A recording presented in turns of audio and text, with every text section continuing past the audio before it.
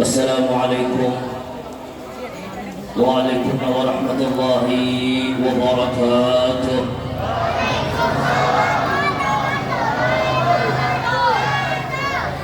Bismillahirrahmanirrahim. Alhamdulillahi rabbil alamin. Wassalatu wassalamu ala asyrafil anbiya'i wal mursalin Sayyidina wa maulana Muhammadin wa ala alihi wa sahbihi ajma'in. Allahumma salli ala Sayyidina Muhammadin miftahi babi rahmatillah adada ma fi ilmillah salatan wa salaman daimaini bidawami mulkillah. نويت التعلم وتعليم وتذكر وتذكير والنفع والانتفاء والإفادة والاستفادة والحث على التمسك بكتاب الله والتمسك بسنة رسوله والدعوة والدلالة على الخير ابتغاء مرضات الله وقربه وثوابه سبحانه وتعالى. اللهم صل على سيدنا محمد صلاة تخرجني من ظلمات الوهم وتكرمني بنور الفهم وتوثقني ما أشكل حتى يفهم إنك أنت تعلم ولا أعلم وأنت علام الغيوب. سبحانك لا علم لنا إلا ما علمتنا إنك أنت العليم الحكيم. سبحانك لا فهم لنا إلا ما فهمتنا إنك أنت الجواد الكريم. اللهم لا سهل إلا ما جعلته سهلا وأنت تجعل الحسن إذا شئت سهلا. رب اشرح لي صدري ويسر لي أمري واحلل عقدة من لساني يفقهوا قولي وثبت لساني واهد قلبي بحق سيدنا محمد صلى الله عليه وسلم. دستوركم يا أهل الدرج ويا أهل النوبة ويا أهل الباطن ويا أهل النور. اللهم يا فتاه يا عليم افتح علينا فتحا قريبا والحمد لله رب أيها الأحباء والأعزاء رحمكم الله. حاضرين والحاضرات أمة baginda Nabi Muhammad sallallahu alaihi wasallam. Yang ulun hormati, yang ulun muliakan para tokoh masyarakat, tokoh pemuda, tokoh wanita, wabil khusus ketua panitia pelaksana peringatan Maulid Nabi besar Muhammad sallallahu alaihi wasallam dan juga ketua Dewan Kemakmuran Masjid serta ketua RT, jamaah kaum muslimin dan muslimat yang mudah-mudahan dengan berkah kita mengadakan peringatan Maulid Nabi besar Muhammad sallallahu alaihi wasallam, kita malam ini berkumpul di tempat ini. Mudah-mudahan Allah kumpulkan kita nanti di akhirat bersama-sama di dalam surganya Allah Subhanahu wa taala. Dikumpulkan bersama baginda Nabi Muhammad sallallahu alaihi wasallam. Dikumpulkan kita bersama kedua orang tua kita. Dikumpulkan kita bersama anak, istri dan suami kita. Dikumpulkan kita bersama guru-guru kita di dalam surganya Allah Subhanahu wa taala. Amin amin ya rabbal alamin. Alhamdulillah, di malam Jumat yang penuh dengan keberkahan, insyaallah malam ini sudah malam keberapa Pak? Oh, malam ini sudah malam keberapa? Oh, ini anak-anak di sini nih, malam keberapa? Iya tahu malam Jumat. Nih yang belum maulid nih, ulah. Malam ini malam keberapa lah? Hah? Malam keberapa? Saking keliling-kelilingnya lupa malam ini malam keberapa. Kita masih berada di bulan Maulid Rasulullah SAW, bulan kelahiran baginda Nabi Muhammad sallallahu alaihi wasallam, yang mana dalam peringatan Maulid Nabi besar Muhammad sallallahu alaihi wasallam kita dianjurkan untuk selalu bergembira dan berbahagia. Kenapa? Di dalam satu kitab yang disebut dengan namanya kitab Subulul Huda wa Rasyad, kitabnya itu kurang lebih 10 jilid. Di dalam kitab tersebut diceritakan ada seorang ulama, seorang wali besar yang pernah bermimpi berjumpa Nabi Muhammad SAW. Dalam mimpinya tersebut, seorang ulama ini bertanya kepada Rasulullah SAW. Kebetulan wali Allah Ta'ala ini mimpi ketemu dengan Rasulullah SAW. Dalam mimpinya tersebut, beliau bertanya kepada Rasulullah, "Ya Rasulullah, bagaimana pendapatmu wahai Rasulullah tentang umatmu dan banyak para ulama-ulama Islam yang bergembira dengan kelahiran Nabi Muhammad SAW?" Lalu Nabi Muhammad SAW menjawab, "Man bareh nabina bareh nabi." Siapa yang bergembira dengan kami, kami pun bergembira dengannya. Malam ini kita semua yang hadir bergembira dan berbahagia dengan kelahiran Nabi. Maka malam ini Nabi Muhammad melihat umatnya dalam keadaan tersenyum, insya Allah. Nabi Muhammad melihat kita semua dalam keadaan tersenyum bahagia.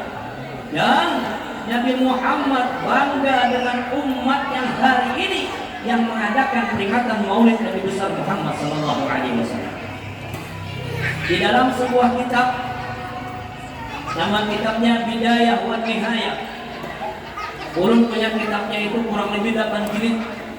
Ditulis oleh seorang ulama, murid daripada Imam Ibnu Taimiyah yang bernama Al-Imam Ibnu Katsir. Beliau juga penulis tafsir Ibnu Katsir dan juga menulis kitab Bidayah wa Nihayah. Di dalam kitab Bidayah wa Nihayah ini disebutkan bahwa ada makhluk Allah Subhanahu wa Ta'ala yang bernama Iblis. Bu, tahu Iblis, Bu? Bu, tahu Iblis? Pak, yang tahu Iblis apa? Pak, tolong Iblis lah.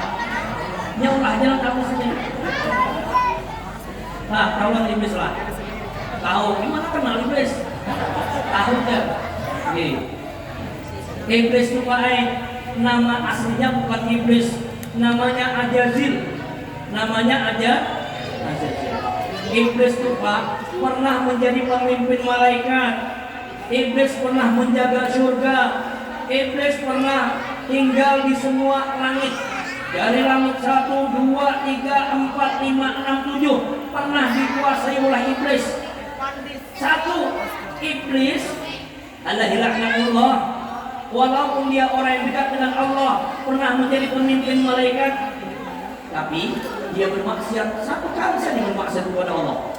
Ketika Allah mengatakan usjudu li Adam fasajadu illa iblis, wahai iblis, wahai malaikat, bersujudlah kepada Adam, akan tetapi hanya 1 makhluk yang tidak mau bersujud kepada Adam. Siapa? Iblis tadi. Coba kita perhatikan dari cerita ini. Iblis itu hanya 1 kali diperintah Allah sujud kepada Nabi Adam. Dia dianggap bermaksiat kepada Allah, dilaknat oleh Allah. Kita sebagai umat Islam diperintah dalam sehari semalam berapa kali sujud? Pak, kita dalam sehari semalam diperintah Allah berapa rakaat sholat, Pak? Berapa rakaat sholat dalam sehari semalam? Bu, berapa kali sholat Bu dalam sehari semalam? 17 rakaat. 17 rakaat. Diperintah 17 rakaat kita sholat oleh Allah Subhanahu wa Ta'ala. Namun kadang-kadang kita meninggalkannya, tidak mau taat kepada Allah. Berarti secara tidak langsung kita sudah merasa lebih hebat daripada iblis alaihi laknatullah. Itu cuma 1 kali maksiat, diusir dari surga. Dan kita manusia tiap hari diperintah berkali-kali tidak mau sujud dengan Allah. Berarti kita merasa lebih hebat daripada iblis. Iblis disebutkan di dalam kitab Bidayah wa Nihayah ini pernah menangis menjerit-jerit seperti orang yang kecewa, teriak-teriak iblis. Yang pertama, 4 kali dia menangis dalam hidupnya. Ini pemimpinnya setan. Yang pertama, ketika iblis dilaknat oleh Allah. Kenapa dilaknat? Karena tidak mau sujud kepada Adam. Kenapa jadi tidak mau sujud kepada Nabi Adam alaihissalam? Karena iblis tidak melihat di sulbi Nabi Adam itu ada nur Nabi Muhammad SAW. Seandainya iblis itu melihat nur Nabi Muhammad di zohri abihi suri, di belakang sulbi Nabi Adam, maka iblis akan sujud kepada Nabi Adam. Dia tidak melihat kalau di situ ada nur Nabi Muhammad, diperintahkan untuk sujud kepada Nabi Allah Adam alaihissalam. Setelah itu dia dilaknat oleh Allah, menangis jadi-jadinya. Yang kedua, ketika iblis diusir dari surga, akhirnya iblis tidak boleh lagi masuk surga. Bagaimana iblis bisa masuk surga? Merayu Nabi Adam alaihissalam lewat seorang makhluk namanya ular. Namanya ular. Ular waktu itu ular itu Pak, waktu di surga punya kaki, punya tangan, punya mahkota. Disebutkan ular itu adalah binatang yang paling indah pada masa itu. Tapi akhirnya ular ini dirayu sama iblis. Ular masuk di sela-sela taringnya ular, di sela-sela taringnya. Makanya bisa menjadi berbisa masuk ke dalam surga merayu Nabi Allah Adam alaihissalam. Setelah itu setan, iblis dan ular dikutuk oleh Allah. Makanya ular tidak punya kaki dan tangan, berjalan dengan perutnya. Coba kalau kalian bayangkan, seandainya ular punya kaki bagaimana? Sekarang aja kaki kita mau dipatuk-patuknya. Kalau misalnya dia punya kaki, mungkin kaki dipatuknya terus dong. Makanya ular tidak punya kaki dan tidak punya tangan.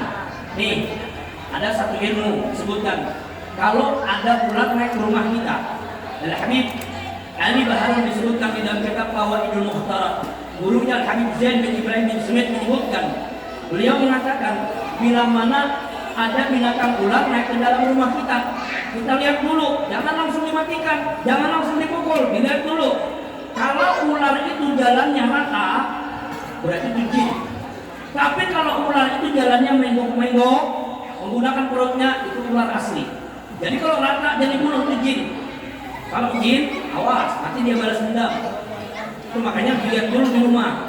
Jangan nanti datu, apa permisi. Tidak usah pada datu-datuan lah. Kita lihat dulu, ini dia jalannya lurus apa bengkok-bengkok. Kalau dia bengkok-bengkok itu ular asli. Saya Pak pernah melihat ular besar seperti batang kelapa. Tengah malam jam 3 subuh lewat di daerah Gambir itu Pak, dekat KLN itu. Itu mungkin setengah jam dia lewat. Cuman jalannya nggak bengkok-bengkok begini. Ternyata itu jin. Lewat jam 3 subuh. Saya pulang dari Hadir 6 ke Hadir 3, ketemu ular seperti itu. Dia bisa ditabrak-tabrak Pak. Itu jin. Siapa tahu nanti ketemu ular besar seperti itu, cuman jalannya rata, itu jin. Hati-hati, jangan diomongin. Nah kemudian setan masuk menggoda Nabi Allah Adam alaihissalam. Dan setelah itu Nabi Adam setan iblis ini diusir. Dia pun menangis sejadi-jadinya. Ini 2 kali. Yang ketiga kali, iblis menangis ketika ayat suratul Fatihah diturunkan kepada baginda Nabi Muhammad SAW. Ketika suratul Fatihah turun kepada Nabi Muhammad, iblis menangis, kecewa dia. Karena suratul Fatihah itu besar manfaatnya. Makanya dulu saya pernah belajar dengan Abah, belajar meniup air lah ceritanya itu. Untuk keberkahan. Saya nanya ke Abah, apa yang dibaca Abah? Apa kata Abah? Fatihah saja lah. Karena Rasulullah itu mengatakan Al-Fatihah dengan Qur'anlah. Fatihah apa yang diniatkan. Jadi bagaimana caranya? Sebelum ketika kita buka airnya, lalu kita baca apa? Benar apa yang disabdakan Nabi Muhammad SAW. Fatihah apa yang diniatkan. Baca Fatihah sekali, niatkan, ya Allah kabulkanlah orang yang meminta ini. Ditiupkan, insyaallah kabul dengan berkat suratul Fatihah. Ini yang ketiga. Yang keempat, ini intinya nih. Iblis, setan, pemimpinnya setan itu menangis sejadi-jadinya, kecewa ketika kelahiran baginda Nabi Muhammad SAW. Dia naik ke gunung Ubais yang dekat Ka'bah, ada namanya Jabal Ubais. Sekarang jadi tempatnya istana raja di sana. Dulu iblis pernah berdiri di sana memanggil pasukan-pasukan setannya. Ada apa malam ini? Ternyata pada malam itu kelahiran baginda Nabi Muhammad SAW, dan iblis pun menangis sejadi-jadinya. Coba kita pahami dari kalimat ini, bila mana hari ini ada orang yang membid'ahkan maulid, ada orang yang mengatakan maulid itu bid'ah, yang membenci maulid, yang membenci peringatan maulid Nabi Muhammad SAW,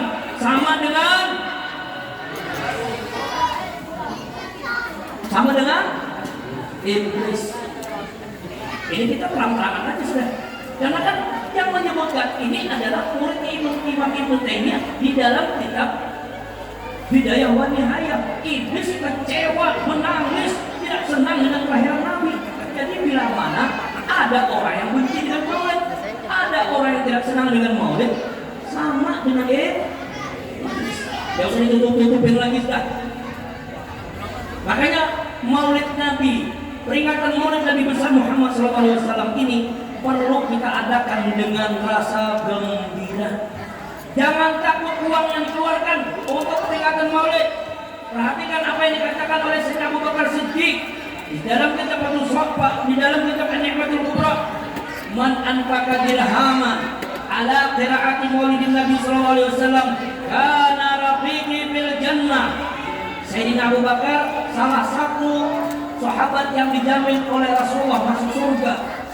Kemudian kata Sayyidina Abu Bakar Siddiq mengatakan, siapa yang menginfakkan walaupun hanya 1 dirham saja pada peringatan maulid Nabi Muhammad SAW, maka dia nanti di dalam surga akan bersamaku, menjadi temanku di dalam surga.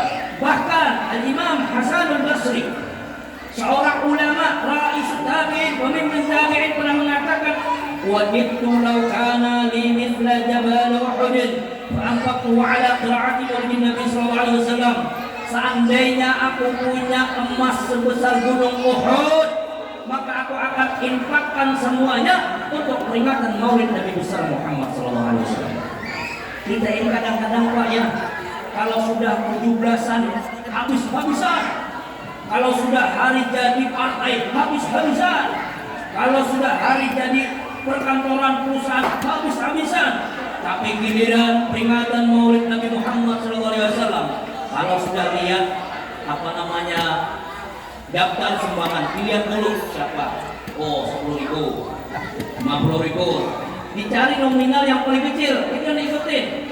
Pahami, setiap kita menyumbang dengan peringatan maulid, berarti ini untuk kebaikan, ya, untuk kebaikan bersama.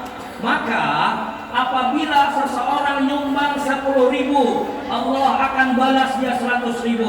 Orang yang nyumbang 100.000, Allah balas dia 1 juta. 1 juta dia nyumbang, Allah balas 10 juta. 10 juta dia nyumbang, Allah balas 100 juta. Cuma ingat, balasan Allah belum tentu dengan uang, tapi kadang dijadikan oleh Allah sebagai kesehatan kita, yang seharusnya apabila kita berobat uangnya kurang lebih 10 juta, tapi dengan berkat kita nyumbang 1 juta, Allah alihkan kesehatan yang harganya 10 juta tadi. Kadang-kadang jangan kita tunggu kembaliannya lagi Pak, cuma kembalian kesehatan, ketentraman pada diri kita. Itulah keutamaan kita menyumbang di peringatan maulid Nabi besar Muhammad SAW. Al-Imam Ma'ruf Al-Farhi, seorang ulama daripada gurunya Al-Imam As-Siri As-Safati, kemudian daripada guru-gurunya daripada Imam Junaidi Al-Baghdadi.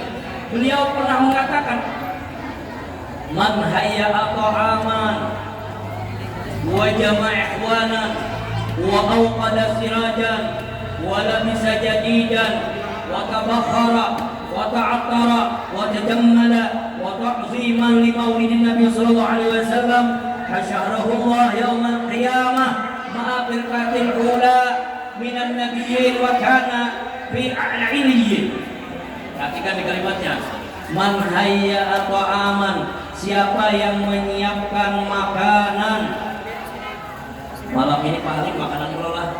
Nah, alhamdulillah. Jadi apabila malam ini kalian dapat makanan-makanan itu, jangan dibuang.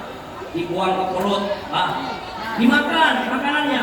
Karena makanan yang malam ini di peringatan Maulid ini adalah makanan yang penuh dengan keberkahan. Nih telur berkah nih. Karena hanya di bulan Maulid pohon pisang berbuah telur. Di bulan Maulid ini, makanya telur ini berkah. Air yang ada di hadapan kalian itu berkah. Cuman apabila ada air di hadapan kalian tadi, ketika baca Maulid dibuka tutupnya supaya masuk berkahnya. Coba perhatikan. Al-Imam Fakhruddin Ar-Razi pernah mengatakan, "La min syakhsin orang Maulid Nabi sallallahu alaihi wasallam ala milhin aw dhurrin aw shay'in akhar min al-ma'kulat illa zaharat fihi al-barakat wa fi kulli shay'in wasala dhalika al-ma'kul fa innahu yutlabu wa la yastaqirru hatta yaghfir Allah li aqli." Perhatikan apa yang dikatakan beliau. Tiada daripada seseorang yang mana di tempat tersebut dibacakan Maulid Nabi. Tadi sudah kita bacakan Maulid sebut dura ala milhin, atas garam. Orang zaman dulu tuh ketika pergi maulidan dia bawa garam sedikit. Buat apa? Itu nanti dicampur di makanannya supaya makannya mendapatkan berkah. Bahkan orang zaman dulu yang pernah kami temui itu mereka bukan hanya garam dibawa, ada garam, ada jangan ditambah lagi ya, garam, ada garam, asam dan lain sebagainya dimasukin di satu tempat, itu dibawa di ketika Maulid ini. Mereka pengen berkah. Makanya Pak, garam itu sebetulnya adalah satu makanan yang berkah. Kenapa? Karena garam itu asal usulnya adalah jamuan dari Nabi Allah Ibrahim alaihissalam. Disebutkan di dalam kitab An-Nawadin karya Syekh Syahabuddin Qalyubi bahwa Nabi Ibrahim yang bergelar dengan Abu Tuyub, bapak penerima tamu, pernah meminta kepada Allah, "Ya Allah, mudahkan aku dapat menjamu umat Nabi Muhammad. Mudahkan saya bisa menjamu umat Nabi Muhammad." Kata Allah, "Engkau wahai Ibrahim tidak bisa menjamu umat Nabi Muhammad karena umat Nabi Muhammad itu sangat banyak." "Ya, tapi Allah saya pengen, bagaimana caranya?" Lalu kata Allah, "Saya akan panggil Jibril." Panggil Jibril, ambil kapur dari surga. Kapur itu kemudian ditiup oleh malaikat Jibril ke pinggir-pinggir pantai. Jadilah itu menjadi garam. Dan garam sampai di tempat kita. Makanya kalau pengen masakannya berkah, kalau mau masakannya lezat dan enak, sebelum memasak bacalah Fatihah kepada Rasulullah dan kirim Fatihah kepada Nabi Allah Ibrahim alaihissalam sebagai tanda terima kasih terhadap jamuan dari Ibrahim alaihissalam kepada kita. Itu caranya. Kemudian di dalam kitab, dalam satu kitab disebutkan garam itu juga adalah obat sakit perut. Salah satunya adalah obat mah. Obat mah. Bagaimana caranya? Sebelum kita mengkonsumsi makanan, yakni nasi misalnya, maka kita ambil garam itu sedikit saja garam. Setelah diambil, lalu kita jilatkan ke lidah kita. Setelah kita jilatkan ke lidah kita, lalu kita minum air putih 1 gelas. Lalu setelah itu baru kita makan. Setelah kita makan, nanti selesai makan, kita ambil lagi garam dari sedikit lagi, kemudian kita jilat lagi di lidah kita, tidak minum air putih lagi. Insya Allah disebutkan oleh para ulama itu akan menjadi obat bagi penyakit emahnya. Kita juga sudah mendapatkan jamuan daripada Nabi Allah Ibrahim alaihissalam. Makanya kalimatnya di sini ala milhin au dhurrin atau tepung. Orang zaman dulu kadang-kadang bawa tepung buat apa? Dicampur nanti di masakannya. Au syai'in akhar, atau sesuatu yang lain daripada makanan yang lain, apa saja dibawa. Yang penting makanan. Makanya saya terus terang, saya tidak setuju kalau ada peringatan Maulid itu yang digantung ember, yang digantung tempat nasi. Karena di kitab tidak menyebutkan itu. Yang disebutkan adalah makanan.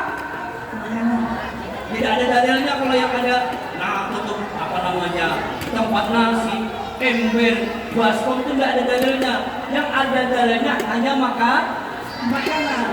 Lalu di situ disebutkan wa kullu syai'in dan tiap-tiap sesuatu yang sampai kepadanya oleh makanan, artinya garam dicampurkan kepada sayur misalnya, garam dicampurkan sedikit daripada makanan yang lainnya, maka Allah akan mengeluarkan pada makanan tersebut keberkahan yang nyata. Bukan hanya berkah didapat, hatta yaghfirullah li'aklih, sampai akhirnya Allah mengampuni orang yang memakannya. Dapat pahala, dapat keberkahan, dapat kenyangnya, dapat juga ampunan dari Allah Subhanahu wa taala. Wa in quri'a maulidin Nabi sallallahu alaihi wasallam ala ma'in. Setiap maulid dibacakan pada air, ya ada air tadi. Maka apabila orang yang meminum air tersebut, dakhala fi qalbihi, Allah masukkan pada hatinya alfan nurin wa rahmati, 1000 cahaya dan 1000 rahmat. Wa kharaja minhu, dan siapa orang yang meminum daripada minuman maulid tadi, Allah akan keluarkan dalam hatinya ghillin wa illatin, daripada sifat-sifat, daripada iri dengki dan segala penyakit dalam dirinya. Makanya dengan berkat maulid, insya Allah penyakit kita hilang. Insya Allah sembuhkan penyakit-penyakit kita. Mudah-mudahan dengan berkat maulid Allah kabulkan segala hajat daripada hajat-hajat kita. Amin ya rabbal. Jadi makanan tadi kan, man hayya ta'aman wa jami'a ikhwanan. Kemudian siapa yang mengumpulkan sanak saudaranya, ini dikumpulkan semua nih, dari RT sana, dari RT sini, sampai dari Hari Baru dikumpulkan ke sini. Janganlah dikumpulkan ke sini. Dari Muara Jawa ulun, akhirnya dikumpulkan di sini. Wajahnya ikhwanan, pada serajan dinyalakan semua lampu. Dinyalakan semua lampu. Malam ini kita berbahagia. Pada serajan, wala bisa jadidan, dan berpakaian dengan pakaian yang baru. Seandainya kita nggak punya pakaian baru, minimal baru dicuci, baru dicuci. Jangan baju yang malam ini itu yang dipakai ketika maulidnya di siang hari. Misal ulah tadi, misal maulidnya di siang hari, itu juga bajunya malam itu lagi. Akhirnya apa? Kasihan kawannya di kiri kanan, tercium bau. Makanya dianjurkan kita berpakaian baru, minimal baru dicuci, Pak. Wala bisa jadi dan watajammala, berhias-hias. Yang seharusnya ketika pergi ke peringatan maulid, pakailah pakaian yang bukan pakaian harian kita. Kita kan berhadapan melihat Rasulullah SAW. Cuma mata kita tidak melihat kepada Rasulullah hadir. Tapi insya Allah Rasulullah akan hadir di tempat di mana orang memperingati maulid Nabi besar Muhammad SAW. Jadi kita harus berpakaian yang baik, yang dilihat oleh Rasulullah dengan pakaian yang baik. Wa ta'athara, berminyak wangi. Makanya dianjurkan ketika kita peringatan maulid juga menggunakan minyak wangi. Kata Imam Syafi'i, man taba rihuhu zada aqluhu, siapa yang harum baunya maka bertambahlah kecerdasannya. Cerdas orang yang selalu berminyak wangi. Pak, pengen dapat pahala. Bu, pengen dapat pahala. Berminyak wangi juga bisa mendapatkan pahala. Bagaimana caranya? Al-Habib Ahmad bin Hasan Al-Aqqas, beliau menyebutkan satu ijazah. Beliau mengambil dari gurunya Al-Habib Muhammad bin Zain Ba'bud. Gurunya Al-Habib Muhammad Zain Ba'bud mengambil dari gurunya Al-Habib Ahmad bin Umar bin Sumaid. Al-Habib Ahmad bin Umar bin Sumaid bermimpi berjumpa dengan Rasulullah SAW. Apa kata Rasulullah? Man qalaha illa syam'i tayyib ghufira lahu ma taqaddama min dhanbihi wa ma ta'akhkhar. Siapa yang membaca bacaan ini ketika dia mencium bau harum, bau wangi, Allah ampuni dosa-dosanya yang terdahulu dan akan datang. Apa bacaannya? Allahumma kama an'amta fazid wala aisha illa aishul akhirah. Allahumma kama an'amta fazid wala aisha illa aishul akhirah. Ini cara berminyak wangi itu seperti ini, Pak. Ketika minyak wangi, salah minyak wangi, dioles ke tangan, bukan langsung disapukan ke badan atau ke bajunya, tidak, dicium dulu. Cium. Ketika mencium tadi, lalu kita baca doa Allahumma kama an'amta fazid wala aisha illa aishul akhirah. supaya kita dapat pahala, kita dapat ampunan dari Allah. Dan ini juga ada manfaatnya, Pak. Ada manfaatnya ketika begini. Siapa tahu yang berkeliling tadi bawa minyak wangi, dia salah ambil. Ini pernah kejadian, Pak. Pernah kejadian, diambil. Dulu pertama kali keluar Prisker kan pakai roll juga tuh. Ternyata Prisker ini di sebelahnya ada minyak wangi. Waktu itu kejadian sama Abah nih. Abah ini kan udah tua, diambil beliau, diambil kasih bagi minyak wangi. Kita ambil Priskernya, sekalinya semusolaan kepanasan orang. Tanpa dicium, buka. Nah ini bahaya juga, makanya dicium dulu. Sampai ini minyak wangi atau Prisker, kan sama-sama ada rolnya. Nah makanya itu cara beri minyak wangi dioles dulu, dicium dulu. Ini minyak wangi apa Prisker? Lalu baca Allahumma kama an'amta wazid wa la'aisha bil asyir akhirat. Insyaallah nanti doanya saya kirim lewat WhatsApp saja ke Pak Halim ya. Nanti Pak Halim yang bagi, ini amanah ke Pak Halim. Jadi Pak Halim lagi yang bagi. Ini insyaallah apabila amalan ini terus kita baca, Allah akan mengampuni segala dosa-dosa kita. Dengan berkah kita memakai minyak wangi, kemudian diajarkan doa dari Rasulullah sallallahu alaihi wasallam. Nah, peringatan Maulid Nabi besar Muhammad SAW ini perlu kita ketahui lagi bahwasanya dengan cara mengumpulkan seperti ini, tadi kata Imam Al-Ghazali, maka Allah nanti di akhirat orang yang mengadakan peringatan Maulid seperti ini, Allah akan kumpulkan dia semua bersama para nabi dan rasul di dalam surganya Allah Subhanahu wa taala. Kemudian perhatikan lagi apa yang dikatakan oleh Imam Jalaluddin As-Suyuti, "Ma min baitin أو محلتين أو مسجدين قرئ مولد النبي صلى الله قرئ فيه مولد النبي صلى الله عليه وسلم إلا حفت الملائكة ذلك البيت أو المسجد أو المحلة يصلون الملائكة على تلك ذلك المكان وعمهم الله بالرحمة والرضوان." Tiada daripada rumah. Makanya Al-Habib Ali bin Abdurrahman Al-Habsyi Kuitang pernah takmir masjid datang kepada beliau, "Habib, di rumah kami di masjid sudah mengadakan peringatan Maulid." Apa jawab beliau? Di masjid, di rumah. Kenapa? Beliau tahu manfaat baca Maulid di rumah itu, rumah tersebut insyaallah berkah. Makanya Imam Jauzi mengatakan, "Min khawasihi amanun fi dzalikal 'am wa busra ajilah bilailil bugyah wal barah." Di antara keutamaan pembacaan Maulid Nabi, di antara keutamaan peringatan Maulid Nabi, Allah akan memberikan keamanan pada kampung tersebut. Insyaallah dengan adanya peringatan Maulid di kampung di sini, Allah berikan keamanan selama setahun sampai tahun ke belakang.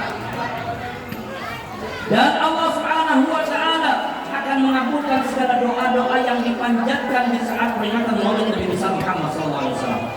Makanya Pak, Bu, guru kita, Guru Zaini bin Haji Abdul Ghani pernah mengatakan, ujar Senin, ketika tamuku yang bernama Al-Habib Anis bin Alawi bin Ali bin Muhammad bin Husain Al-Habsyi datang kepada aku, lalu kuajak dia untuk ziarah ke makam Datuk Kelampayan.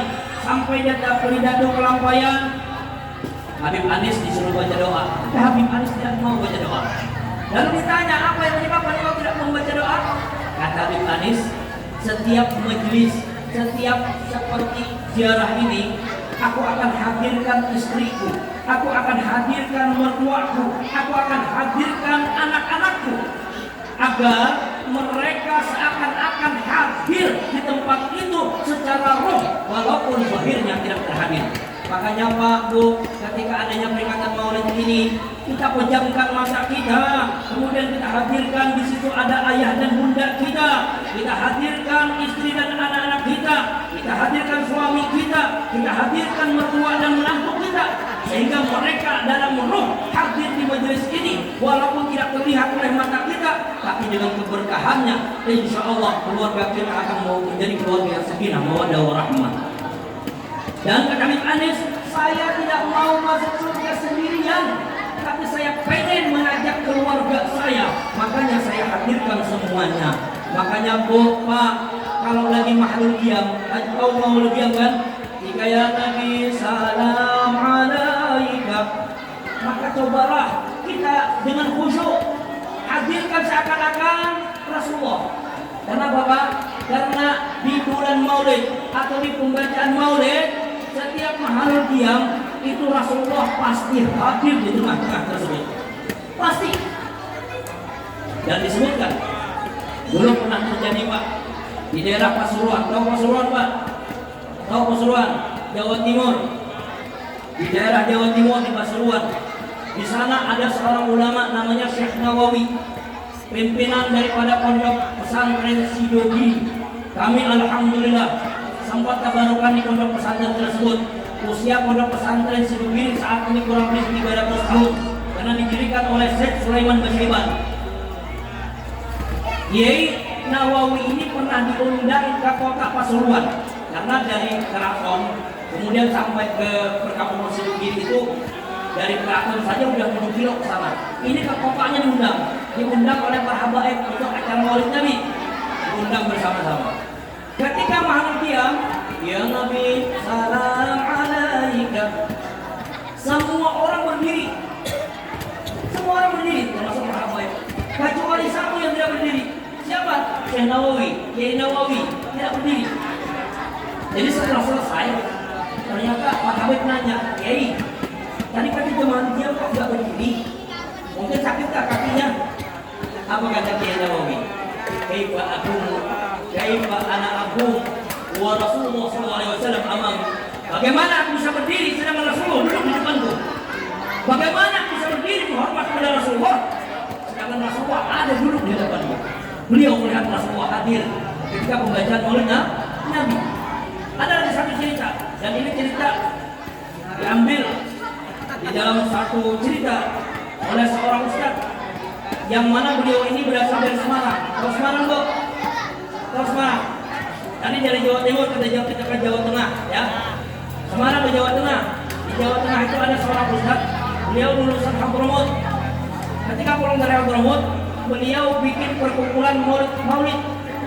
Dan setelah dibikin perkumpulan Hadram, beliau juga mengadakan safari Maulid yang sayang tiap hari ke rumah-rumah, ke masjid-masjid untuk pembacaan Maulid dan peringatan Maulid Nabi Muhammad SAW.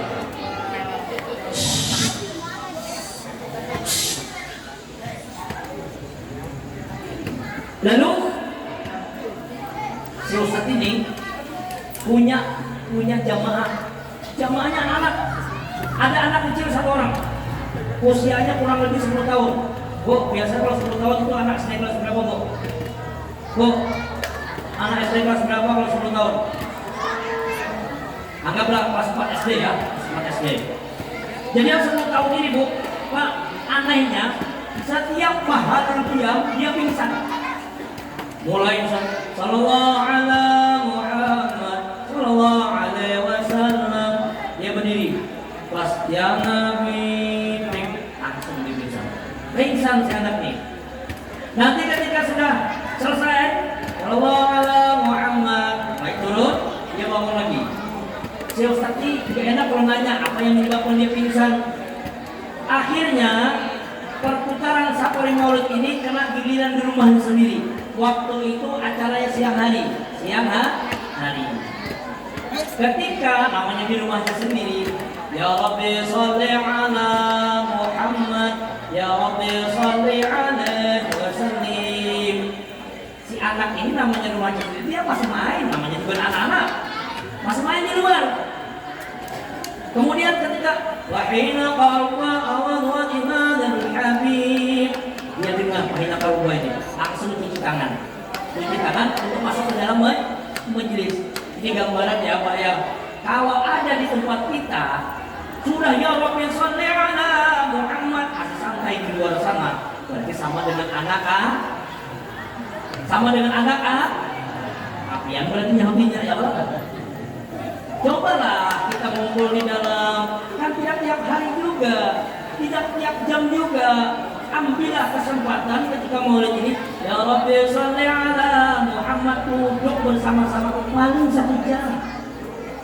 Pak, dibaca Maulid ini 1 jam itu berkahnya sangat luar biasa. Rasulullah hadir dengan kita.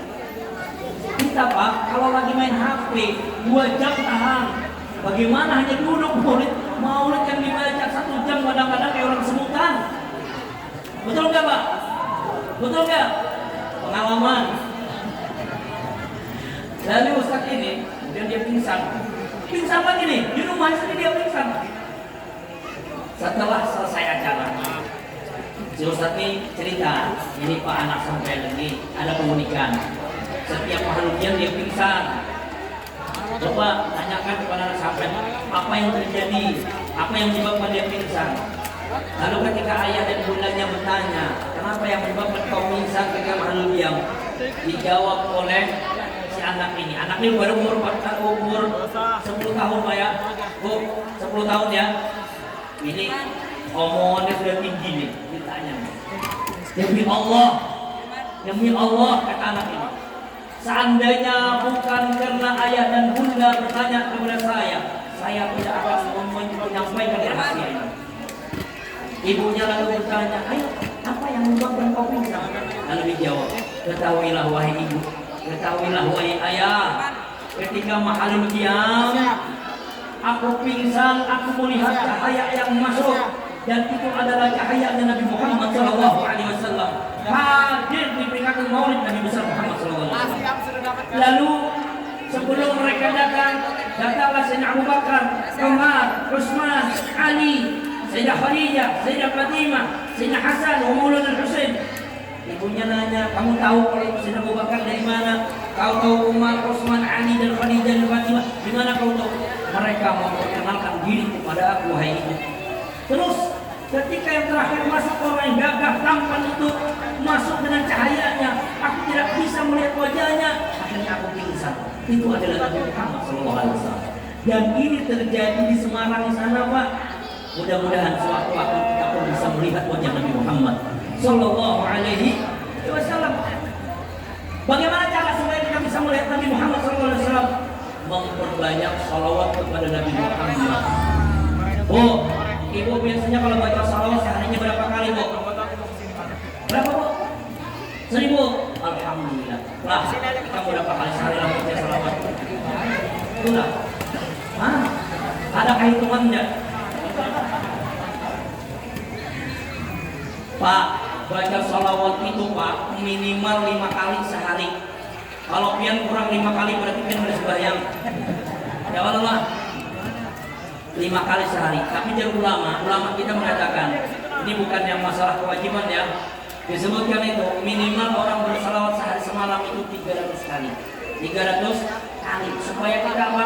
Ini tanda terima kasih kepada Rasulullah. Kata Allah, laulaka ma khalaqtul aflaq, seandainya bukan karena Nabi Muhammad tidak akan diciptakan dunia ini sisinya, termasuk diri kita. Sebagai tanda terima kasih kita kepada Rasulullah, perbanyaklah salawat kepada baginda Nabi Muhammad SAW. Namanya salawat macam-macam. Ada yang salawat Allahumma shalli ala sayyidina Muhammad, Allahumma shalli ala sayyidina Muhammad, Allahumma shalli ala rasulillah sayyidina Muhammad. Ada juga yang salawat Jibril, sallallahu ala Muhammad, sallallahu ala Muhammad, sallallahu ala Muhammad. Atau misalnya salawat Nihayatul Kamal, atau salawat Kamilah dan lain sebagainya. Banyak salawat yang dibaca. Atau misalnya salawat kitab Dalailul Khairat, salawat kepada Nabi Muhammad sallallahu alaihi wasallam. Dianjurkan kita untuk memperbanyak salawat kepada Nabi Muhammad SAW. Untuk apa kita baca salawat? Di antaranya Allah ampuni segala dosa-dosa kita, Allah ijabahkan segala doa-doa kita, Allah akan jadikan kita mendapatkan syafaat dari Nabi Muhammad SAW. Dan bagi orang yang selalu memuji kepada Nabi Muhammad, orang yang bersalawat kepada Nabi Muhammad itu tidak akan rugi. Makanya guru sekumpul, guru kita itu sering menyebut apa? Kullu mada hirli abadan laisa yuqam qad habahu hujan fasama'a lama qom. Kalau saya dulu coba perhatikan artinya. Kadang-kadang kita ini baca saya itu nggak paham juga, hut aja ya Allah. Coba diperhatikan artinya. Kullu mada, setiap orang yang memuji Nabi Muhammad, setiap orang yang bersalawat kepada Nabi Muhammad, setiap setiap orang yang mengistimewakan Nabi Muhammad itu tidak akan rugi selamanya. Kenapa? Jadi tidak rugi. Qad habahullah, karena Allah sudah memberikan derajat yang tinggi kepada Nabi Muhammad yang tidak ada derajat yang paling tinggi selain daripada derajat Nabi Muhammad. Dengan berkat Nabi Muhammad Allah mudahkan segala-galanya. Nah itu, jadi kita perbanyak membaca salawat kepada Nabi Muhammad. Makanya ada salawat namanya salawat Nihayatul Kamal, dibaca 70 kali setelah salat maghrib. Apa manfaatnya? Orang yang membaca salawat Nihayatul Kamal 70 kali setelah salat maghrib, Allah akan kuatkan hafalannya. Allah akan kuatkan apa? Hafalannya, apa salawatnya? Allahumma shalli ala sayyidina Muhammadin wa alihi kama la nihayatul kamalika wa adada kama. Kemudian dengan berkat salawat Al-Habib Ali bin Muhammad bin Husain Al-Qadsi menyebutkan di dalam syairnya, dan ini pun Guru Sallallahu sering menyebutnya, wan nur yahdil hairina biya'uhu. Di ujungnya dia menyebutkan doa dengan berkat salawat apa? Ya Rabbi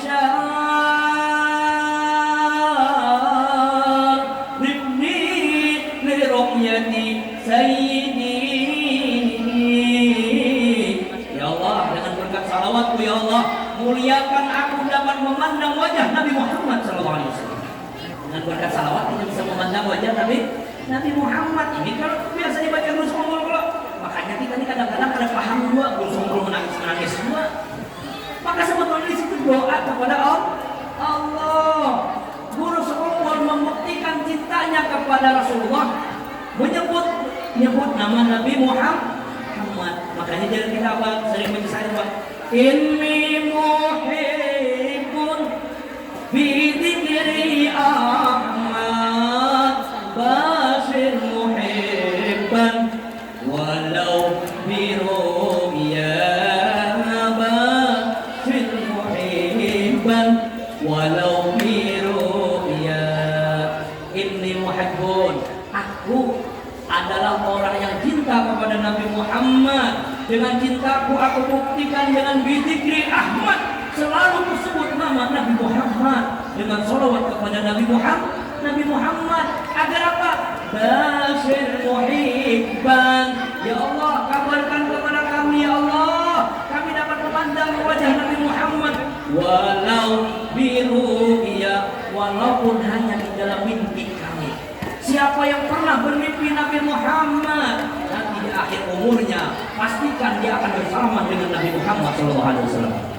Makanya kita berharap mudah-mudahan dengan berkat Maulid malam ini, di antara kita ini bisa bermimpi berjumpa dengan Nabi Muhammad Sallallahu Alaihi Wasallam. Makanya perbanyak baca salawat. Ada satu cerita, Bu, perhatikan nih, ada cerita dengan berkat salawat semua dimudahkan oleh Allah Subhanahu wa taala. Ceritanya seperti ini, Bu. Dulu yang ceritanya Habib Munzir Al-Musawwar, pendiri daripada Majelis Rasulullah SAW Indonesia. Dalam ceritanya beliau bercerita, ini cerita terjadi di Banjarmasin. Kata beliau, ternyata terjadinya di Martapura. Hiduplah sepasang suami istri, laki perempuan, udah nenek-nenek sama kakek juga. Pekerjaannya jadi petani, tiap hari ke kebun, tiap hari ke sawah.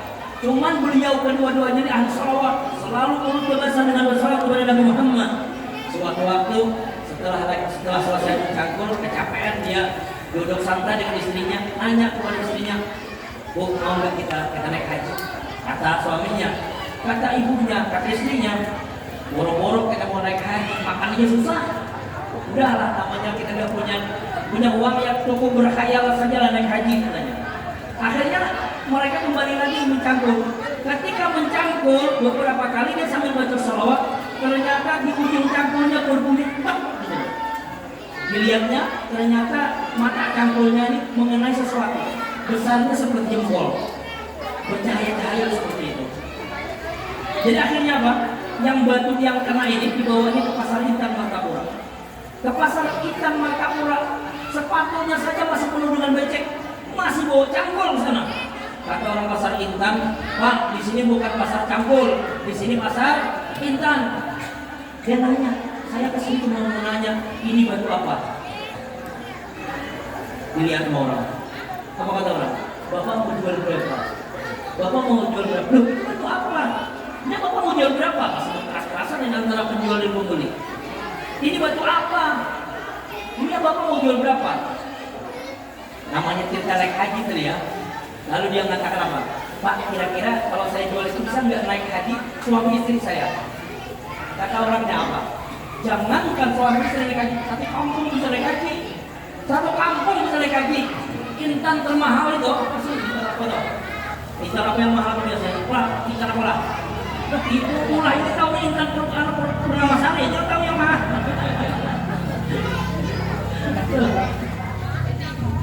Bu, ini masih bukan gue enak. Insya Allah mau anak mau kelaparan berkah berlebihan. Malam ini dipromosikan dulu ya Allah. Jadi, kasihan pada mau pinjam terus nih. Baik dipromosikan, janganlah. Jadi akhirnya apa? Kalau mereka ini dengan keluarga yang lain juga berangkat haji dengan berkat salawat kepada Nabi Muhammad SAW. Ini kalau kita ceritakan banyak sekali manfaat membaca salawat kepada Nabi Muhammad. Seandainya salawat ini beda loh Pak ya dengan Al-Quran. Kalau Al-Quran itu kan kita harus membacanya dengan tajwid. Seandainya memang kadang-kadang ada orang baca salawat itu dia menyebutnya aja kadang-kadang salah. Kadang-kadang menyebutnya salah. Dulu pernah terjadi ada seorang nelayan nih. Tadi kan seorang petani, ini seorang nelayan lagi. Seorang nelayan ini hobinya tiap hari dia cari ikan, kemudian tapi orang nelayan ini tidak lepas di mulutnya ini untuk baca salawat kepada Nabi Muhammad SAW. Suatu waktu, namanya seorang nelayan dia tinggal di pinggir-pinggir pantai, lagi memperbaiki apa namanya, yang dirajut-rajut apa namanya, rege ya, lagi perbaikan regenya. Lalu dia nih namanya orang di pantai ini kan kadang-kadang nyaring ngomongnya, Allahumma sholli ala Muhammad, Allahumma sholli ala Muhammad.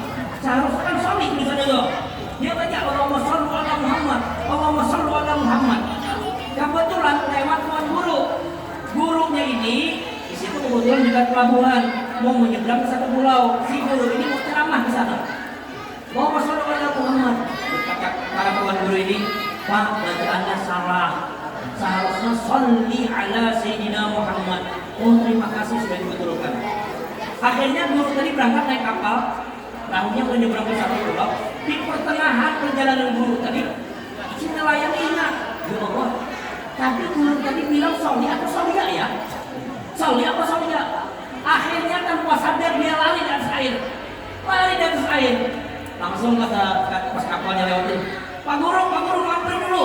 Kata guru, siapa yang ditegur tadi? Tadi bacaannya sholli atau sholia? Apa guru tadi bilang? Sampai mau sholukah, mau sholiyakah, mau apa saja, silakan. Engkau lebih pangkatmu lebih tinggi daripada kami. Makanya biar hati-hati juga kalau orang pembacaannya salah. Kalau salawatnya salah, jangan ditegur. Siapa tahu itu adalah wali daripada awliya Allah Subhanahu Wa Taala.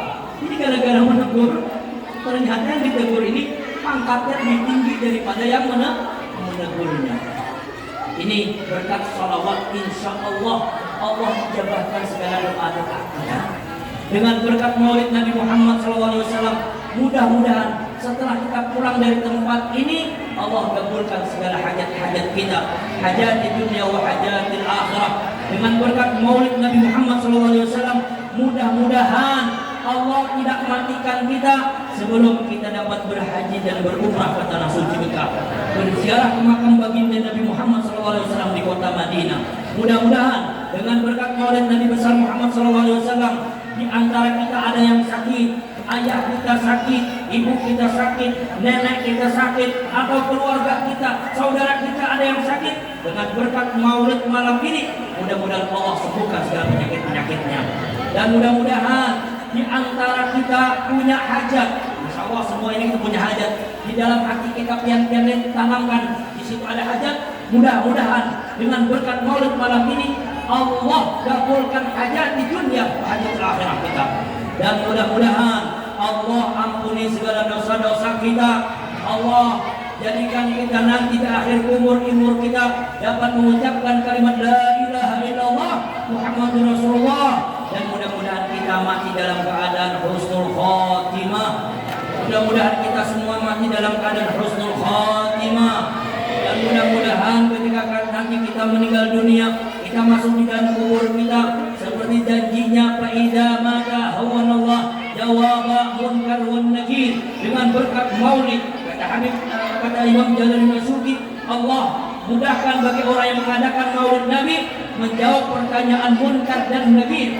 Mudah-mudahan kita pun dapat menjawab pertanyaan munkar dan nakir, dan Allah luaskan kubur kita, Allah bahagiakan kita di dalam kubur kita nantinya. Dan mudah-mudahan ketika kita dibangkitkan dari alam kubur kita dibangkitkan bersama baginda Nabi Muhammad SAW.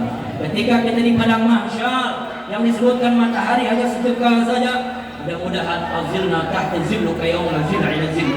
Mudah-mudahan Allah naungi kita dengan naungan arasnya Allah, yang pada hari itu tidak ada naungan selain daripada naungan yang arasnya Allah Subhanahu wa taala. Ketika kita berada di mizan, di atas timbangan, mudahan catatan amal kita, amal baik kita lebih berat daripada amal buruk kita. Ketika kita menerima catatan amal kita, mudah-mudahan Allah berikan catatan amal kita lewat tangan kanan kita. Kita berlindung kepada Allah dengan berkat Nabi Muhammad daripada menerima catatan amal melalui tangan kiri kita dan belakang kita, karena ini tanda-tanda kecelakaan. Dan ketika kita berada di jembatan Shiratal Mustaqim, mudah-mudahan dengan berkat maulid kita yang didoakan oleh Nabi Muhammad, ummati sallim sallim, ya Allah selamatkanlah umatku, mudah-mudahan kita dapat menyeberanginya seperti kilat yang menyambar. Dan mudah-mudahan dengan berkat maulid kita masuk surga bighairi hisab. Kita dikumpulkan di dalam surga bersama Nabi Muhammad, dikumpulkan kita bersama ayah dan bunda kita, dikumpulkan kita bersama istri dan suami kita dikumpulkan bersama anak-anak kita, dikumpulkan bersama guru-guru kita, dikumpulkan kita bersama dengan tetangga-tetangga kita di dalam surganya Allah Subhanahu wa taala. Nikmat yang paling agung di dalam surganya Allah adalah memandang zatnya Allah. Dengan berkat maulid Nabi Muhammad SAW, mudah-mudahan kita dapat memandang zatnya Allah Subhanahu wa taala. Rabbana atina fid dunya hasanah wa fil akhirati hasanah wa qina adzabannar. Subhana rabbika rabbil izzati amma yasifun. Salamun alal mursalin walhamdulillahi rabbil alamin. Mungkin ini saja yang bisa saya sampaikan. Wallahu muwaffiq ila aqwamit thariq. Assalamualaikum warahmatullahi wabarakatuh.